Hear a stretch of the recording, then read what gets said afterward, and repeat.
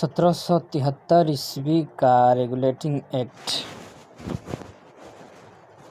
इस अधिनियम का अत्यधिक संवैधानिक महत्व है। जैसे भारत में ईस्ट इंडिया कंपनी के कार्यों को नियमित और नियंत्रित करने की दिशा में ब्रिटिश सरकार द्वारा उठाया गया यह पहला कदम था, अर्थात कंपनी के शासन पर संसदीय नियंत्रण स्थापित किया गया।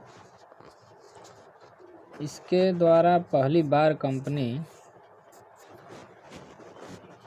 के प्रशासनिक और राजनीतिक कार्यों को मान्यता मिली।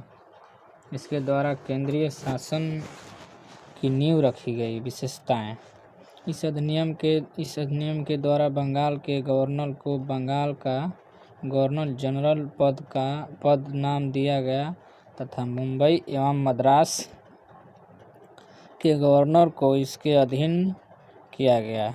इस एक्ट के तहत बनने वाले प्रथम governor general Lord Warren Hastings थे। इस एक्ट के अंतर्गत कलकत्ता प्रेसिडेंसी में एक ऐसी सरकार स्थापित की गई जिसमें गवर्नर जनरल और उसकी परिषद के 4 सदस्य थे, जो अपने सत्ता के उपयोग संयुक्त रूप से करते थे।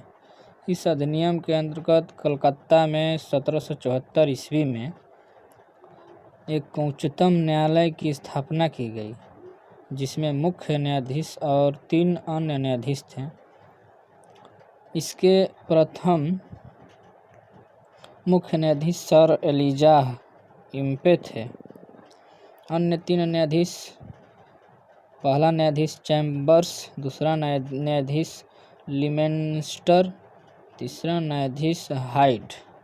इसके तहत कंपनी के कर्मचारियों को निजी व्यापार करने और भारतीय लोगों से उपहार व रिश्वत लेना प्रतिबंधित कर दिया गया।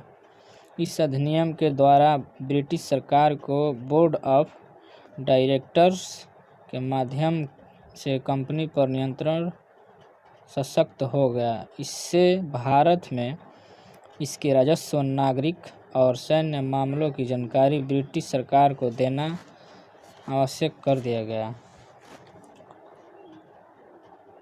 एक्ट सेटलमेंट 1781 ईस्वी। रेगुलेटिंग एक्ट की कमियों को दूर करने के लिए इस एक्ट का प्रावधान किया गया।